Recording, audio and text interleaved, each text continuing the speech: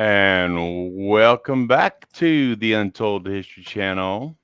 Learning the Constitution. Today is what is today? 27th, June 27th of 2023, and we are still in what uh, Article 1, Section 1. Yes. Yeah, Article, we talked about the early language, but we didn't finish the and I section. found a humdinger of a story for A the humdinger. a humdinger. I guess I'm showing my age when I say that, huh?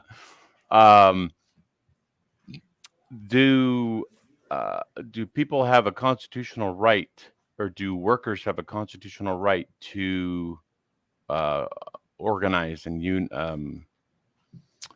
um, like become a unionize?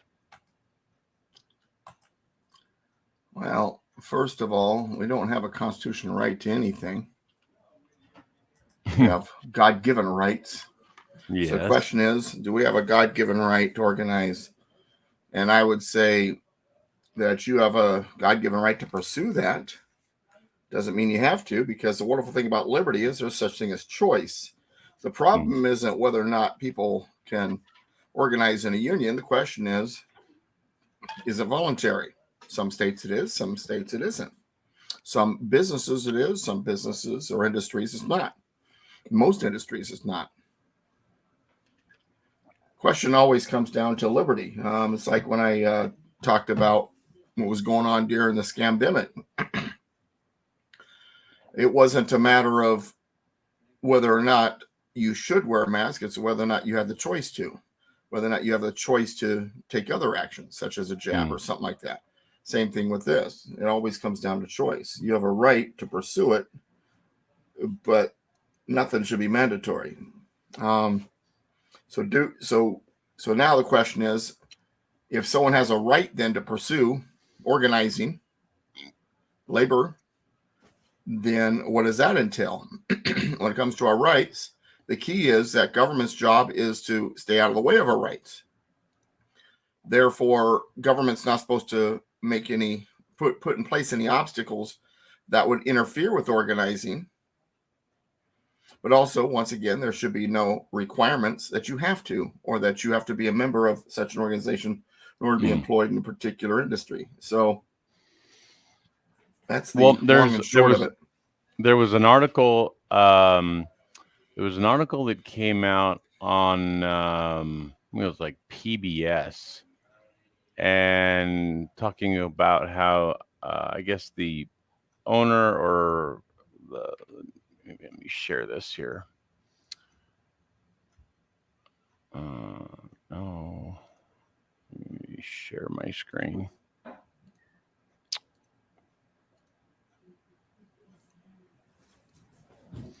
I'm a little tired today myself. It's been a long couple days. Let's see here. So the scrutiny of Starbucks' alleged union violation is boiling over now. I guess this guy was. Um, like they're talking about he is like any time that a store was gonna unionize, like a local store was gonna unionize, he was like the people would get fired or the stores would close or something along those lines. So um, this, for those of you who don't, who always see me looking around, I have four monitors, so that's why I'm always looking around. See, I only Uh, have two. I thought I was special. uh, Uh, Public scrutiny is brewing for former Starbucks CEO Howard Schultz on Wednesday, and this is actually from March 29th. Um, as he testifies before a Senate committee about the company's alleged anti-union practices in the last few years, as some workers for the coffee roaster and cafe chain have made high-profile attempts to unionize, the company has permanently closed stores where they worked and fired people who were helping organize. The company has consistently denied firing any employees or closing stores due to organizing activity. Workers have the constitutional right to organize unions and engage in collective bargaining to improve their wages and working conditions. Senator Bernie Sanders, Yeah, chairman because of he the knows all about rights. right. That's why I like this one. The Senate Health and Education, Labor, and Pensions Committee said March 7th during the news briefing. Unfortunately, Starbucks, under Mr. Schultz's leadership, has done everything in their power to prevent that from happening. So, All uh, right, let's say this now that I know more about the story and I'm not just swinging at pitches with a blindfold on. Um, by the way, I've got baseball on the mind. I apologize. I was watching Major League Two prior to coming on the show. Um, I love those movies. But anyway, all right. So the company is denying the opportunity to organize, and Bernie Sanders saying, "Well, they have the constitutional right." In other words, they have the right. From his point of view, there's no choice. The company has to put up with it. Well, question is, does an employer have a right to not have unionized workers? mm, So question is now, are these two rights clashing each other? Now, my opinion, and this is my opinion based on what I know about rights and Constitution and all this other stuff, is that you can organize. But if the company doesn't want you organizing, then you have a choice. Because the wonderful thing about America is we have a free market. So in other words, government can't dictate to a company they have to allow an organizing of employees, mm, workers to unionize. They can't. The government's it's not their job to do that. If the business then says, you know what, we don't want to organize, we don't want our employees organizing, we're not going to allow it. That should be the choice of the business owner. But we're in a free market. Therefore, if these workers go, well, that's just messed up, then they need to go to one of the competitors, find a competitor that will accept that, or start their own company mm-hmm, and organize. That's my opinion. Because once again, liberty always comes down to choice. They should have a choice to try to organize, but he should, as a business owner, have a choice to say, I don't want that in mine. But, it's funny because when I worked in construction, all of the industries in construction were, for most of them, were union. right. I was a trencher. Trenching had unions at one time, and then it done away with it because the companies, it was killing the companies. The wages were too high.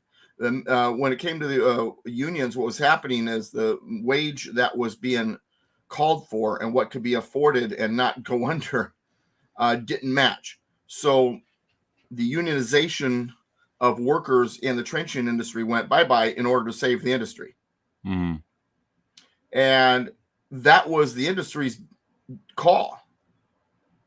And unions went bye-bye. You want to be right. a unionized worker? Go to that trade instead of this trade. Because this trade, you're not going to be a part of a union. That Mm, trade, maybe a roofer or something like that, you are. So, so that's what happened in that industry. And once again, it comes down to choice. And funny thing about unions, and we've seen this, is the unions don't care about the health of the industry. mm. And they will literally kill an industry to get their way. Well, I kind of feel like unions are basically they're an unnecessary bureaucracy at this stage because most of the stuff that they do is there are already laws on the books Right. for. Right. No, I think So that's a good point. they are really more of an entity that is done for its own for itself. Well, two They things just about serve unions. Number itself. one, early on, you're right. Early on, it was needed, Hmm. poor working conditions, so on and so forth. But the idea of unionizing, power to the worker, that's a socialist idea, Absolutely. construct. And that's one of the reasons why the United States was nervous about unions when that began to form. And I mean, people like Eugene Debs were behind these movements early on, socialists. And so that's the reason why the United States was like, okay, fine, we'll let you unionize, but no communists. It Right. was a, and it was and that was put in there specifically to stop it being used for that purpose. Of course, that's changed over the years. Now the Well, communists run yeah, rampant, but basically basically the communists have essentially, or the Marxists have totally taken over the unions anyway. yeah. Holding down Dixie in the chat room makes a good comment. That goes directly against free market capitalism, just like permits. Exactly. As a business, now, certain permits at the local or state level, I understand. Federal government has no authority whatsoever to be permitting industries unless there's an amendment to the Constitution. That's a different discussion for another time. But yeah, exactly. Once again, liberty comes down to choice. And that's what our free market is about, is choice. Laissez-faire. What does laissez-faire mean? It's French for basically leave things to their own devices, Hmm. as little interference as possible. Now, does that mean no interference? There's going to be times where the regulations, rules, laws need to be in place. We get that. But then it comes down to who has the authority to do it. Each state should be administering that, not the federal government, Hmm. as necessary in those states. And I get it, because at the same time, big bad corporations, Hmm. take advantage. I understand. So there has to be a balance. But you don't try to fix one problem of too much power by giving another group too much power. I agree. That's the problem. We got to find a balance. And once again, it gets back to separation of powers, which I think I was talking about quite a bit last week, Hmm. is, who then would administer it? Federal government handles stuff that has to do with the union and external issues. What do they got to do with employment and internal issues like that? That's up to each state, whether or not they're, and then, if a state wants to be a right to work state, if a state wants to be, push union, whatever, that's up to the state. Now, that Hmm. said, the states should follow the concepts of liberty. They should, be behind this idea that businesses should still have the freedom to decide, because of localism. Each local unit should be able to decide for itself. But see, now we get into the left here. The left doesn't like that. And I'll give you an example. And I know this isn't business, but it ties into it. Temecula School Board, about a year ago, less than a year ago, after the election earlier this year, actually, um, decided they weren't going to allow CRT to be taught in Temecula schools. That's a local decision, independent, their own business, not a central authority's business, because the locality doesn't want that taught. Then what is California doing? A Sacramento Assemblyman Jackson out of Moreno Valley proposed a bill. I'm not sure what happened to it. I think it died on the vine, but they're going to try again to disallow school boards from making their own independent decisions, to force them to do what the state wants. Now, Hmm. get back to this union thing, and whether or not companies should be able to unionize. That's up to each company. Let them make that decision. Some higher authority shouldn't be dictating to them that they have to or not have to. No different than the school board should be able to, they should be able to make their own decisions, just like a business should be able to make Hmm. their own decisions. If Right. people want to unionize and the company says, no, we don't want that here, we're not going to allow that, then now as a worker, you have a choice to make. Either you stay in that company, you go to a different company in the industry that allows unionization, or you go to a different trade or a different industry which allows unionization. Right. Your call, your decision. I know sometimes it's easier said than done, to change jobs and all that, but that's the way on the surface it should work. It comes down to choice, it comes down to liberty, it comes down to each unit has to be able to make its own decisions. I hope that makes sense. No, it makes perfect sense. And again, like I said, I just I've worked at a couple of places in my life where grocery, where they were union, and you couldn't really get out of it. I remember when I was working at the pharmacy over in Riverside, we were a non-union store. It was a thrifty, but we were a non-union store. And when I don't know if it was Rite Aid that bought it, or if they made us union before Rite Aid bought thrifty. but they voted in the store to unionize, and I voted against it, obviously. But ultimately they unionized, Yeah. and I was forced to join the union, and I freaking hated it. You know, every place I've worked except for one, there was no union. The one place I did work was for a city, worked for a government union. But interestingly enough, this particular city, you didn't have to join the union to work there. Mm. And I was one of two employees in the entire city, the population of employees that was not a union worker that did not join the union. Mm. Now that said, almost all of my coworkers did not like me. Hey, you're going to get the benefits of our efforts. You're going to get the benefits of us being willing to strike. And Right. I told them straight out, you guys strike, I'm crossing the line. I'm working anyway. I can't afford to not work. That's I just I understand. I agree that if that's what you want to do and stuff, go for it. But it comes down to choice. And the fact that I had that choice meant a lot to me. The fact that my fellow employees gave me a hard time, that's a consequence of my choice. Right. But I was able to make that choice. That was huge to me. Now that said, even though I told them, if I would cross the picket line, I don't know if I really would have, but nonetheless, I've always I grew up with my dad in the UAW. He worked for Ford Mm. Motor Company for most of my childhood, and he had his mixed feelings about it. It had its good and it had its bad. It had its good because there was certain benefits in the company that they had because of it, but some of the stuff that the union pushed for, Dad believed was too much. It was creating a situation where it could hurt the company, hurt the industry because they were asking for too much. So I kind of grew up in a household where in the union, but not necessarily a huge fan of it. Mm. But as a constitutionalist, I'm fine with unions. Let them exist, but there should be choice.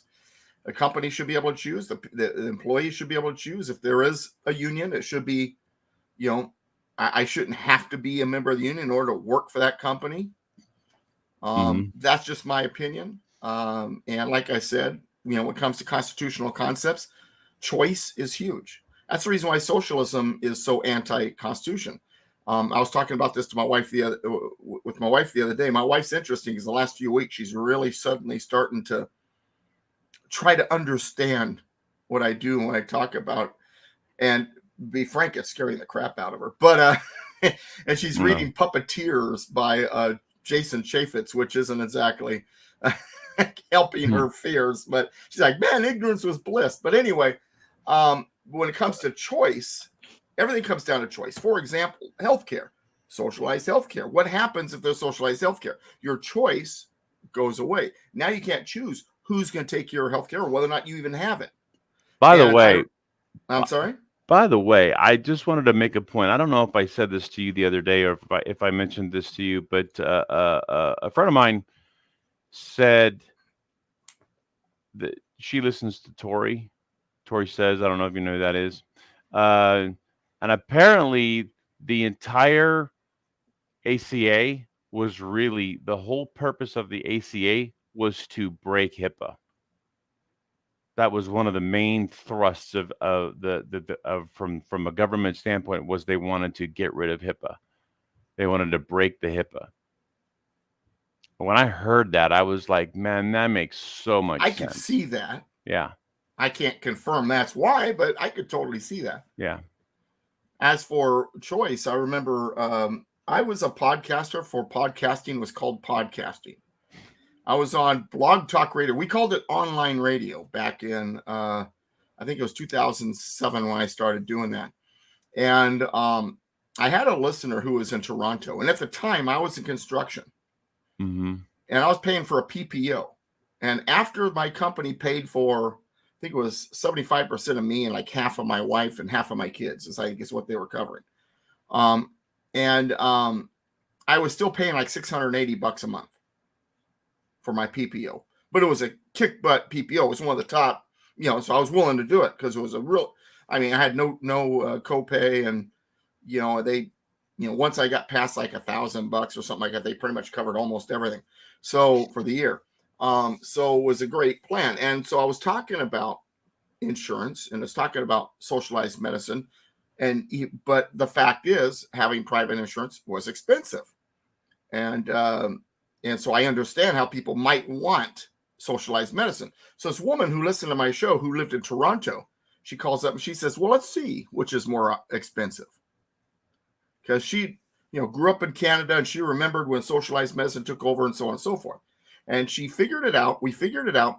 What she was paying extra in taxes for her health care, plus, like she was saying, once socialized medicine went into place, the government realized there were certain things they couldn't afford to cover, so they would stop covering it. So if you wanted to have everything covered, you would have to buy supplemental insurance to go with your free socialized in medicine. Mm-hmm.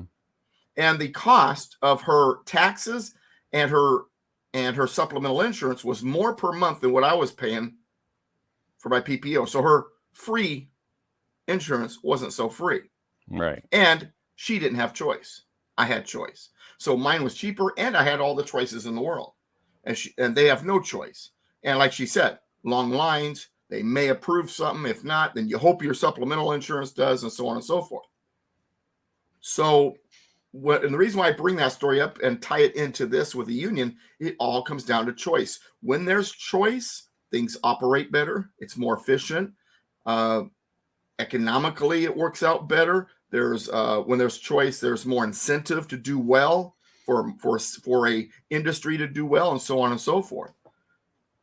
Well, So you talk about choice, and not that it's the same thing, but it's when you look at government subsidy through welfare, at least, and you compare that with charity, basically charity and welfare are, I mean, for the most part, they're doing the same thing, but with a government with the government welfare, they're taking your tax dollars. You are forced to do that.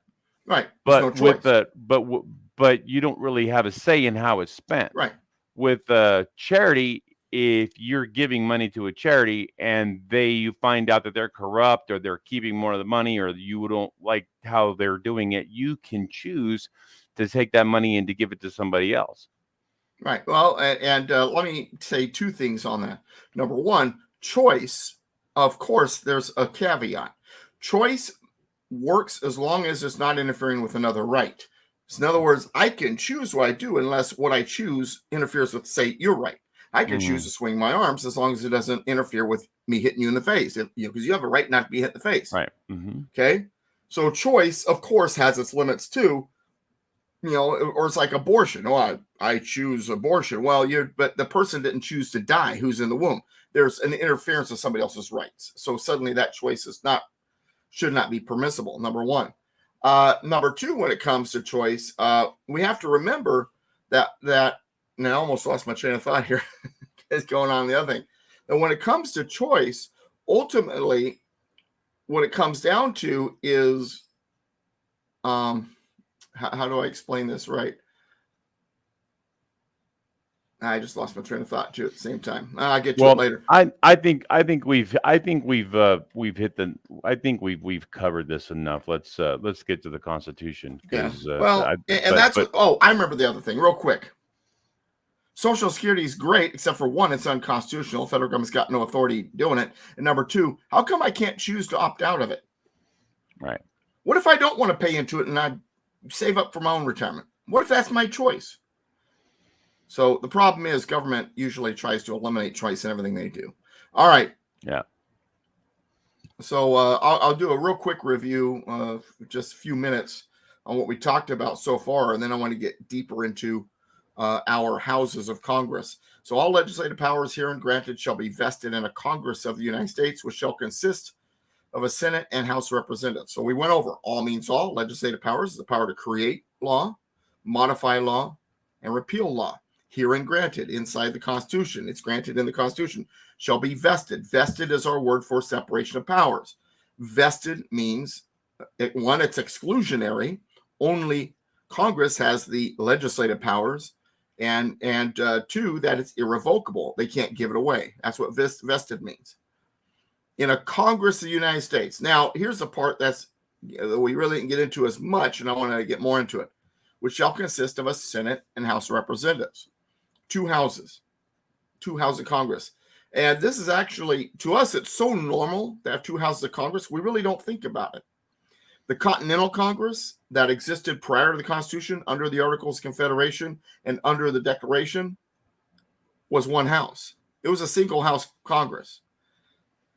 And the way it was designed is the states were able to choose for themselves if they want. They could have anywhere between 2 and 7 representatives. But no matter how many representatives they had, each state only had one vote.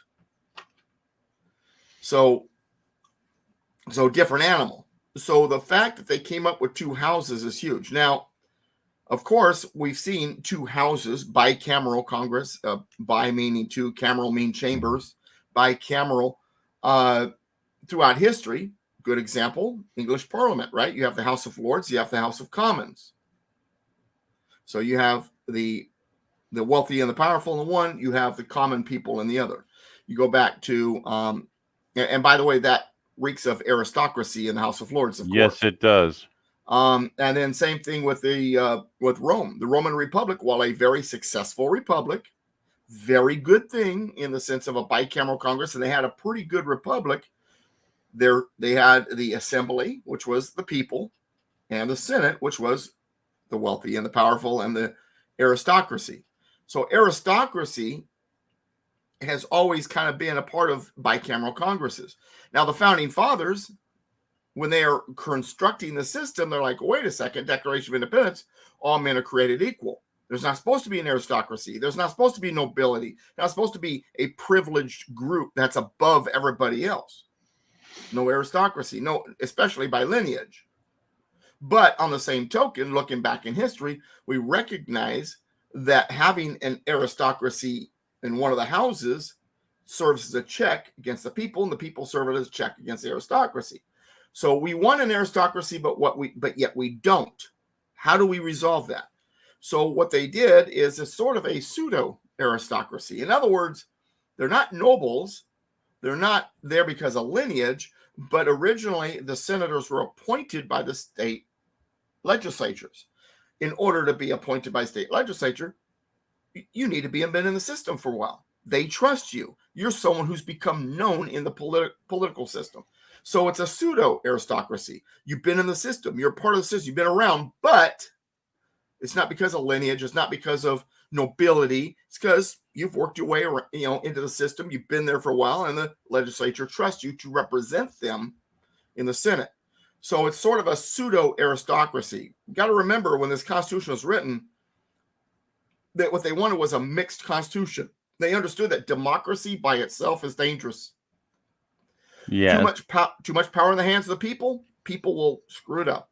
But at the same time, you don't want just an aristocracy where all the power is in the hands of an aristocracy either. So what do? You split it up. But since you don't want an aristocracy, you create a pseudo aristocracy. Once again, the states appointing the senators, so that now you have two. So going back to what I think I said this last week, but I'll repeat it. It definitely bears repeating. It's like the old saying, 2 heads are better than one. That doesn't mean 2 of the exact same heads. Difference of opinion, different ways of looking at things. The reason why this show, for example, works so well is because Ron is not me. If Ron was God. me and it was 2 Dougs, wouldn't go so well. But he's different. He brings something different to the table, which makes it work out better, which makes me think a little bit deeper, makes him think a little deeper. The conversation is better because we're different from each other. The 2 houses of Congress being different, dissimilar from each other, makes for a better Congress. Why? Because it creates debate. You have debate, that creates liberty, because now one voice isn't calling for everything. There is such thing, by the way, as a we hear this all the time. Let me back up. So, and this ties into this, but let me do a little side story here. A few weeks ago, about 4 or 5 weeks ago, I met a gentleman I shouldn't say I met him. I've known him, but I hadn't had a chance to talk to him before. And he's in one of my classes, and we hadn't had a chance to just one-on-one, just kind of enjoy a conversation. And he says to me, you know, Doug, your show about Jefferson and Hamilton on KPRZ, that's my Saturday nights at 9 o'clock Pacific, kprz.com. You can get on Amazon Prime and iHeartRadio, all that jazz, all the plot podcasts. Just look up Mr. Constitution Hour. But anyway, he says, your episode on Hamilton and Jefferson red-pilled my son. I'm like, really interesting. So I told my wife this while we were driving back from Oregon overnight last night. And his son is the public school kid. Okay. And so he's been fed all this crap. And then I'm going just Hamilton and Jefferson, just, you know, compare and contrast is all that episode is. So my wife says, well, can I listen to it? Sure. So we're listening. It's funny because I'm driving, I'm listening to me, but she's listening to me. Right. Go through this episode. It's about an hour long. And she's like, how do you know all this? I don't know. I just do. But while give me the link so I can put it in the description. where do you find it? Where do you find it? Well, if you go to kprz.com and you find my show, Mr. Constitution Hour. kprz.com. Yeah. Saturday at 9, so you would find so podcasts. No. That would here, work. I'll just look up Constitution. Or you can go to On Air. Yeah, that you can do that too. But anyway, so while I'm listening to it, there I am. Okay, and so podcast. So so you hit that link and they can get all the podcasts. Okay. So which one was it that you did? Keep going down. From Jefferson. No, keep going down. Here it is. Hamilton and Jefferson. Yep, that's the one. And anyway, so one of the things I explained, you understand, I had never listened to it before. I did the show and then I was done with it. So while I'm listening to it, I'm actually gaining things out of it. And it was very interesting because Thomas Jefferson had, as a president, both houses of Congress in his favor.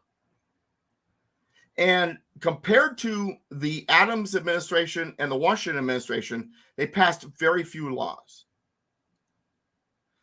And I explained in the podcast or on the show, it's not because they were a quote unquote do nothing Congress. It's because they understood they only had so many authorities. And you only needed to pass laws when necessary. And that's what they did. The Jefferson administration and Congress is like among my favorite in history of this country.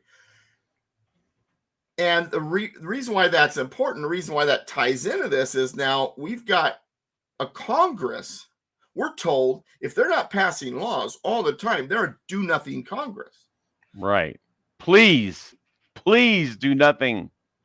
Oh, I remember when Obama was president, everybody's complaining about him going golfing all the time instead of being in the Oval Office. I'm like, no, go golfing. Yes, please go and take golfing. Congress with you. Have a 2-year tournament until please the election. Go golfing and stay golfing.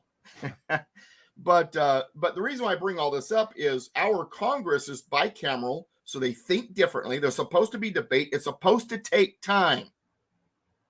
It's not supposed to be quick. It's not supposed to be quick and efficient. There is such thing, and I know this audience heard me say this, but I love saying it because it's so true. There is such thing as an efficient government. It's called a dictatorship. Mm-hmm. I don't want dictatorship. I want things to be argued. I want them to be debated. And if both houses are of the same mind, nothing gets done. That's good. They get whatever they want. It's very quick, very efficient. And there's no debate, and you get tyranny. Well, that's kind of what I argue in terms of how the mindset of Americans is. They think, oh, if we just get the president in there, we get our president in there, then everything's going to be hunky-dory and everything's going to go great. It's like, no, we don't have a dictatorship. Yeah. Well, I say this in my classes all the time. I hate it when people say that the president of the United States is the leader of the free world. No, he's not. He's an executive. Laws cannot be executed unless they are started through the legislative process. If Congress doesn't propose it and approve it, whether or not the president signed it or they overrode a veto is not the point. If they don't start that process, the law doesn't exist. If the law doesn't exist, he can't execute it. That's right. He has no job if there is no law. Everything starts with the legislature. They are where everything begins, and half of that is our direct voice. Half of it used to be our indirect voice. State legislatures were appointing the U.S. senators, and there's a deeper conversation on that, but I don't want to get into it just this episode. We'll get into it another time.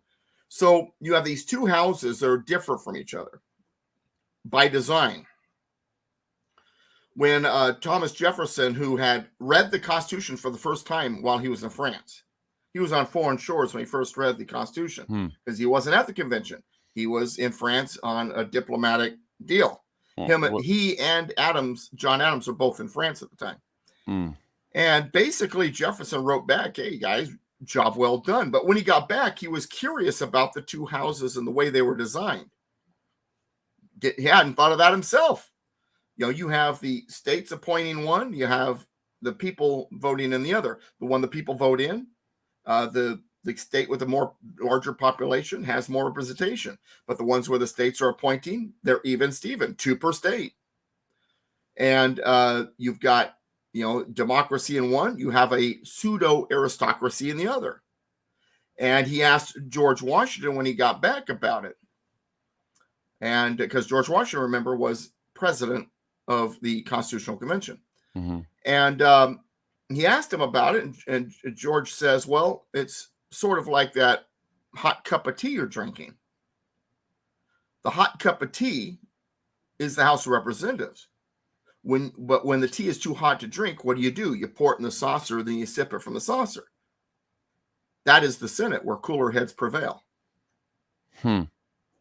So you have, and because they've been around for a while, they're representing the states. They're not quick to judgment like a member of the House that was democratically voted in. That might be a first-time congressman or whatever. It's going to be a different ball game in the Senate.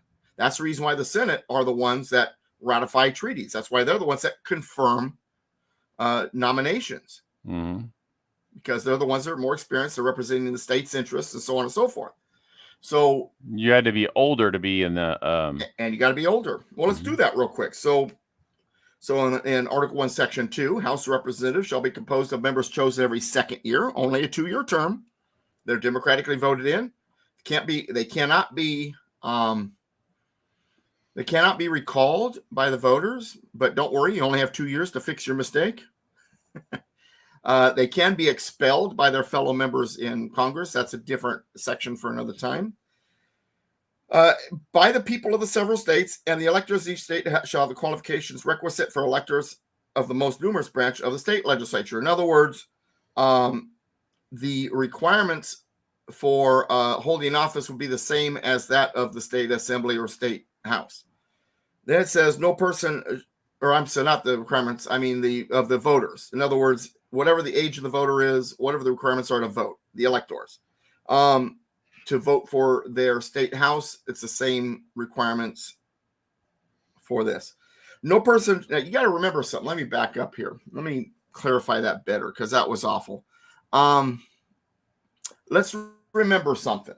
At the time, the only democratically voted federal office was the House of Representatives. That's right. The senators are being appointed by state legislatures. The president is being voted in by electors. The judges are nominated and then confirmed. The officers of department heads and things like that are being nominated and confirmed. So the House of Representatives is the only democratically voted in office, directly Democratic. That does not mean the people have no voice in the others, but it's an indirect voice, and I'll get into that later on. So the question is, what are the requirements, the qualifications of the people who are going to elect these people? So that's what this says. And the electors, the people who are electing the members of the House in each state, shall have the qualifications requisite for electors of the most numerous branch of the state legislature. So your state assembly, your state decides. Well, what's the voting age here for this? How much property do you need to own back then? Each state was deciding for itself how it did that. Whatever that was for the state legislature's assembly or state house, those requirements would be the same for the electors for the house. That's what that's saying. Mm-hmm. So I just want to make sure I did that clearly, because the way I said it even confused me at first. All right. No person shall be a representative who shall not have attained to the age of 25 years. Now, I'm not going to, don't go to the page, but in Article 1, Section 3, it's 30 for the senators, 25 for the House, 30 for the senators, and been 7 years a citizen of the United States. 7 years, a citizen.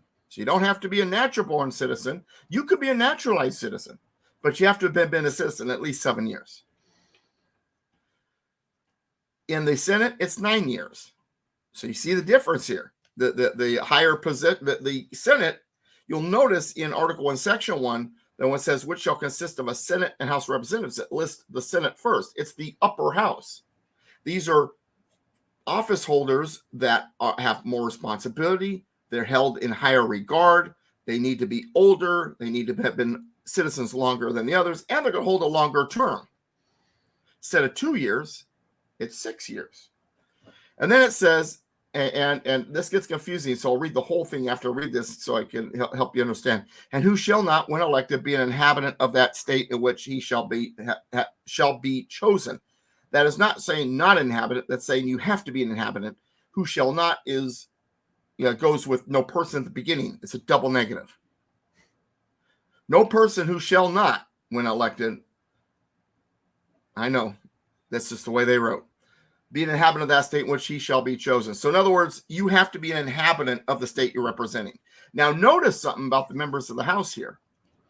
They don't have to be an inhabitant of the district they reside in, just the state. So I live in Riverside County, California. Let's say I want to run for an office in LA County.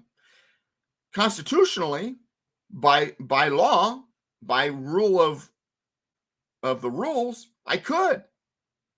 There's nothing that would stop me from running for office in LA County, even though I live in Riverside County. Now, the voters might not be happy about it. They'll probably see me as a carpetbagger. In other words, an outsider coming into their neighborhood. But nonetheless, constitutionally, all I got to do is be a inhabitant of my state. Maxine Waters, for example, is not an inhabitant of the district she is chosen for. She used to be. Then she became a member of Congress and became a multi-millionaire on $179,000 a year.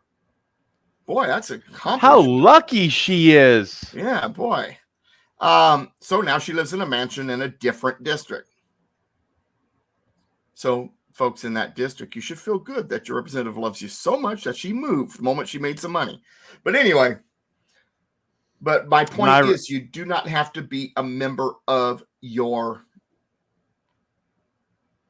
Oh, Michigan Lady Patriot. That's Stephanie. Oh, she changed her. I've been wondering where Stephanie's been. Now, there we go. Okay. Hi, Stephanie. Well, I think because we're on Rumble, not on YouTube. Yeah. I was talking to Stephanie a couple weeks ago on the phone. Absolutely love her. Anyway. Yeah, I think I told the story. We got to know each other because our dogs are Democrats. They kept chewing up my books. But anyway, yeah,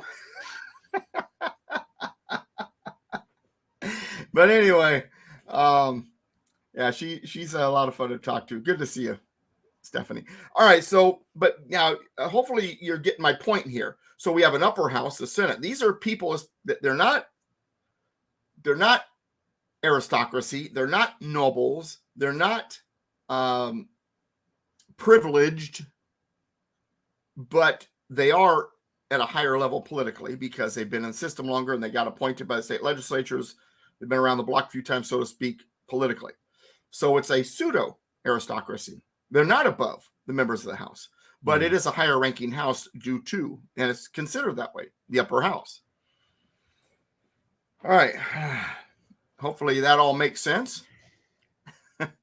Now, let me do a real quick side note before we go on to the 3/5 clause, because that's what's next. Uh-oh. Uh-oh. Yeah, good thing we still have at least 15 minutes. May take longer. Oh, geez. When it comes to the members of this, of Congress and all that, we have to remember also that the 17th Amendment screwed it all up. 17th Amendment changed it from the state legislatures appointing the members of the U.S. Senate. It changed the dynamic. So now, remember that two heads are better than one? Mm-hmm. Now both of the heads are the same because they're both democratically voted in. Well, they were democratically voted in before. They were just democratically voted in by the legislatures as opposed to the people of the state. Right. But that's what I mean. They weren't democratically voted in. They were appointed. Right. Yeah, there was a vote in the legislatures. One house would get the one senator, the other house would vote in the other senator, the other senator. That's the way they would do it, one per house. But my point is, it changed the dynamics of the system. Right. This all happened. It's all happened in the 1913 Woodrow Wilson. It just boils my blood thinking about it. But anyway, yeah. So basically, repealing the 17th Amendment is my number one constitutional wish. And if you want to get technical, it's Reynolds v. Sims is essentially kind of the same thing at the state level. Yeah, and it really screwed things up. It's actually worse, right? Because with the 17th Amendment, at least there's still 2 per state when it comes to Senate. So let me take a stab at explaining this. So okay. The House of Representatives, the constituency of the House of Representatives is we the people. We vote in the House of our representative for our district. Okay. Mm-hmm. The senators are supposed to represent the state government, not the people of the state, but the government of the state. Mm-hmm. To make sure that any laws that are passed at the federal level are that the state has representation right at the federal level. And of course, they're going to examine such a legislation from the point of view of what's in the best interest of the state government. And prior to that, and prior to the Federal Reserve Act, the states actually were the ones that were funding the federal government. Most of it, yeah. I mean, there was tariffs and stuff, but most of it was funded by basically the states paid the income tax. The states were the ones that were paying the federal government. Is why you had a small federal government. And let me stop you there just for a second. See, right now, when they tax you, they take it. But when they were taxing the states, they had to request it. Big change in dynamic there too. Go ahead. So the states, what the 17th Amendment did is it completely removed the representation of the states from the governmental process. At the legislative level. At the legislative level. Right. And then when it came to the budget part, the 16th Amendment took that away from the states. Right. So, that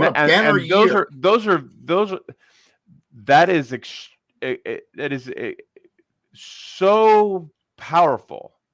People have no idea how enormous of a deal that is. Well, it also seems foreign to us because we've been convinced. But Doug, we're democracy. Right.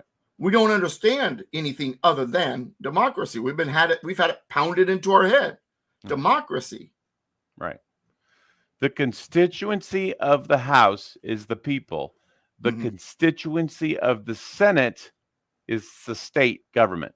Originally, yes. Right. That's the way it's supposed Exactly to be. right. That's Right. exactly what I like to call it is a multiple constituency. You have different constituencies for each house, which makes them dissimilar. Going Right. back to that, two heads are better than one. Different heads, different from each other. So anyway, but and so you guys understand so let's take California for example. So because we're talking about Reynolds v. Sims, even though this isn't really a constitutional thing, it's important to understand it specifically for places like California. I mean, the founding fathers, what they wanted to do is they wanted to do everything possible to ensure that the city centers, the population centers, did not dictate what the rest of the country was going to do. Well, that's one of the things that the 17th Amendment did, but Reynolds v. Sims did it even on a worse level because Reynolds v. Sims, even loosely, it's like the 17th Amendment for the states. In California, we have 58 counties, right? Well, if each in the California State Senate, if each county sent a representative from their county to represent their county at the California Senate, then what you would have is you would have an overwhelmingly red Senate in the state of California. Right. Even though you would have probably a very likely a blue House of Representatives. Right. All right. Or well, in states that are more rural, legislatures. Right. In states that are more rural, you might have some representation that would be red, and so the House might bounce back and forth every once in a while, like it does, but the Senate would be dominated rural. Right, and that is why it's so. If California had that, you would not have this just over. You wouldn't have the horrible legislation coming out of California. California would not be this. Right. Well, and then if one of the houses, not that the Republicans are going to save us, but of the two parties, that's definitely the better of the two and closer to what I believe. Down the road, I would hope that we would change things around. But your Senate, your state Senate in California would be overwhelmingly Republican. Put it that correct. Way. And not that I'm trying to beat on the California drum, but if you look at California for the most part, because of its business attitude and mindset, it's very difficult for me to believe that the people of California would allow themselves to be governed essentially by socialists. Right. But I am of the opinion that the cheating at the state level in California has been going on a lot longer than what they've been saying. But that's a topic. I think they've been stealing the state for 40 to 50 years, or longer. Yeah. Well, and what's interesting, and I was looking for it, and I can't seem to locate it on my computer here, but I wrote an article about this, and it's also going to be, there's a section in my new history book I'm working on about how Thomas Jefferson could not stand big cities. What is it on Political Pistachio? Yeah, it's somewhere in Political Pistachio. What's it called? I can't remember off the top of my head, but something about Jefferson wasn't fond of cities or population centers, something like that. But if you can find it, that'd be a great one to put up there. But when it came to Thomas Jefferson, he saw the matter of fact, let me do this. See if I can find it this way.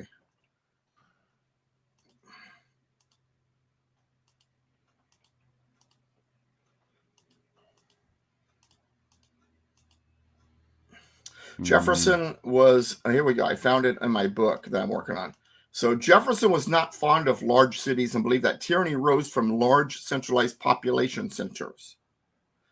James Madison shared that sentiment in Federalist paper number 10, referring to large impetuous mobs as factions, united and actuated by some common impulse of passion or of interest adverse to the rights of other citizens or to the permanent and aggregate interest of the community. This is where he believed democracy became dangerous.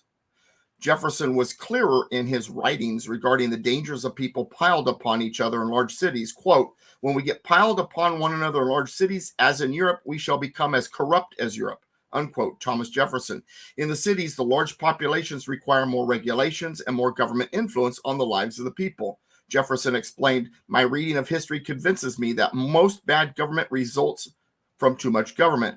Unquote. And I mean, there's more that I wrote, but that one other quote by him further in the article, the mobs of great cities add just so much to the support of pure government as swords do to the strength of the human body.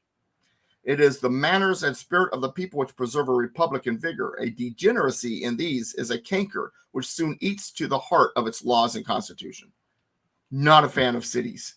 And neither was Madison nor a lot of the founding fathers who thought in a Jeffersonian manner. They were not fans of the population centers because if you look back in history, that's where tyranny always begins to bubble from. Always. All right. I mentioned 3/5 clause, and then we wound up talking about other stuff. So we'll do it next week. Or actually, not next week, week after that. Next week is Independence Day. Yeah. And so Mr. Gibbs is going to be contributing to our marathon with he's going to be talking about the Declaration of Independence. So I'm excited to hear what his little presentation is going to be for the Declaration of Independence. Very good. Yeah, we talked about this last week for those of you who missed it on Independence Day, because not only is a lot of us going to be doing other things and doing live programming, probably won't be the way to go for us.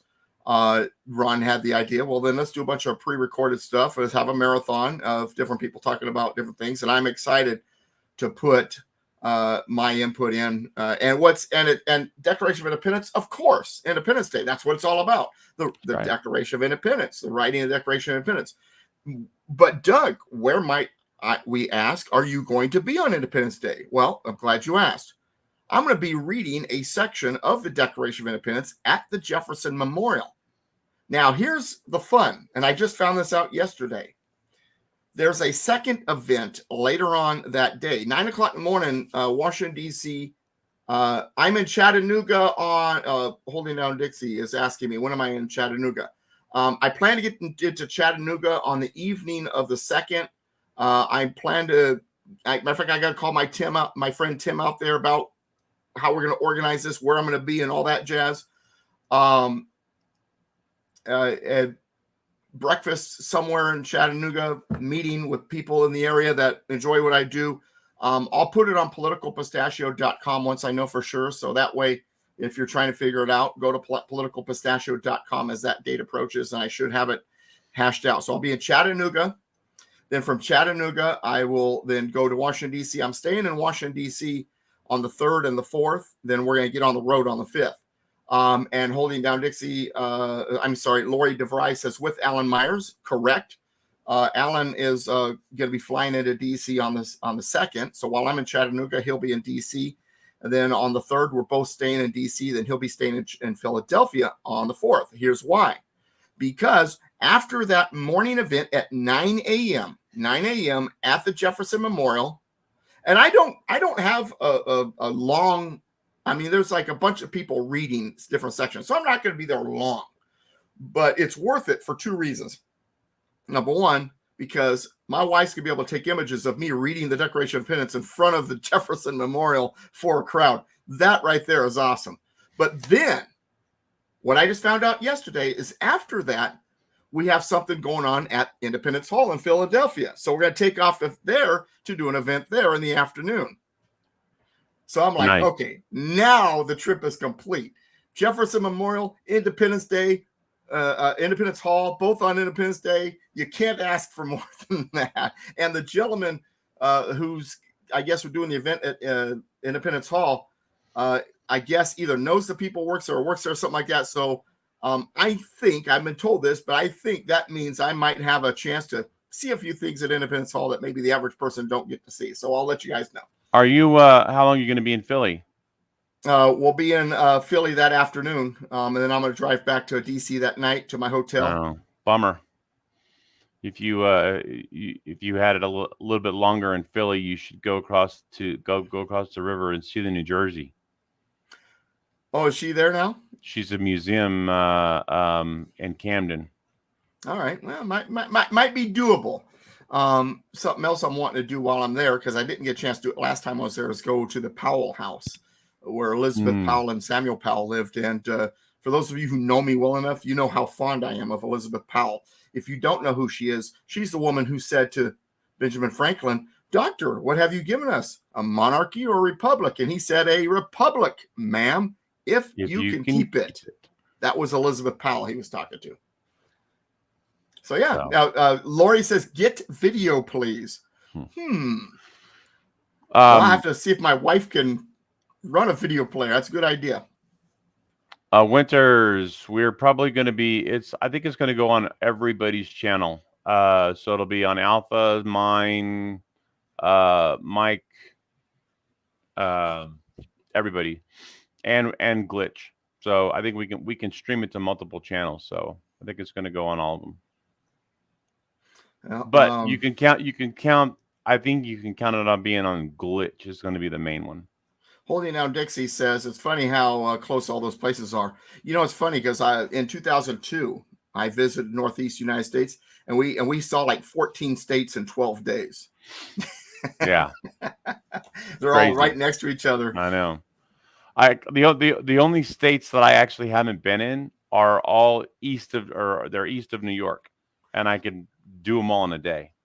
All of the states I have not been to, aside from the two Carolinas and West Virginia, are around the Great Lakes. I haven't been to. Uh, I've not been to Wisconsin. I've been to.